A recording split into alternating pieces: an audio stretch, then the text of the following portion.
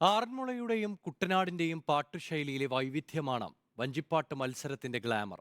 ആരാധനയാണ് ആറന്മുളക്കാരുടെ പ്രത്യേകതയെങ്കിൽ അധ്വാനത്തിന്റെ ആയാസവും ചടുലതയുമാണ് കുട്ടനാടൻ ശൈലിയുടെ പ്രത്യേകത. രണ്ട് ശൈലികൾക്കുമായി ഒറ്റ മത്സരമെന്ന ആക്ഷേപം വഞ്ചിപ്പാട്ടിന് നേരത്തെ തന്നെയുണ്ട്.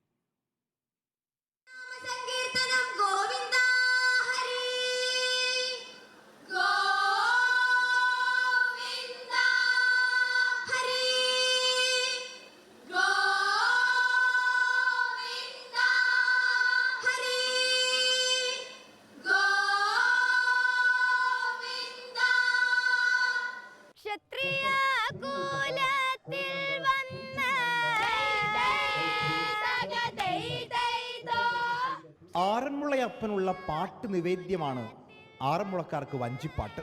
തിരുവോണത്തോണിക്ക് പള്ളിയോടങ്ങൾ അകമ്പടി പോകുമ്പോൾ ആറന്മുളയിലെ പല ദേശക്കാർ ഭക്തിയാദരപൂർവം ഇങ്ങനെ പാടും.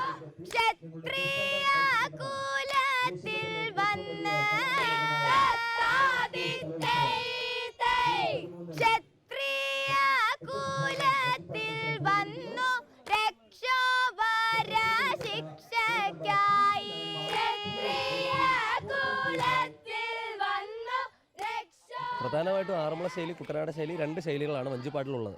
അതിൽ ആറന്മുള ശൈലി എന്ന് പറയുമ്പോൾ കുറച്ചുകൂടി എന്താ പറയുന്നത്, ശ്രോതാക്കൾക്ക് സ്വീകാര്യതയുള്ളതാണ്, ഭക്തിയാണ് കൂടുതലും. വള്ളംകളിയുടെ വേഗതയും ആയാസവും ചടുലതയുമാണ് കുട്ടനാടിന് വള്ളംകളി. പാട്ടിൽ ആയാസം മറക്കുന്ന അധ്വാന വർഗത്തിന്റെ സംഗീതം.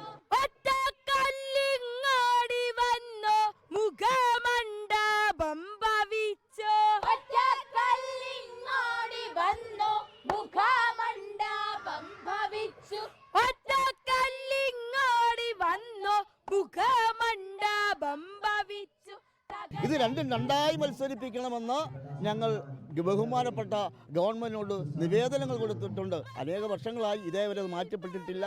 ഇപ്പോഴും ആറന്മുള ശൈലിയും കുട്ടനാടൻ ശൈലിയും ഒരേ ഘട്ടത്തിൽ തന്നെ. കുചേലവൃത്തം തന്നെ ആറന്മുളക്കാരും കുട്ടനാട്ടുകാരും രണ്ട് ശൈലിയിൽ പാടും. ഏതു മെച്ചമെന്ന് പറയാനാകാത്ത വിധം ഒന്നിനൊന്ന് മെച്ചം. ക്യാമറമാൻ വിനായകനൊപ്പം VS Ranjith, reporter in reporter.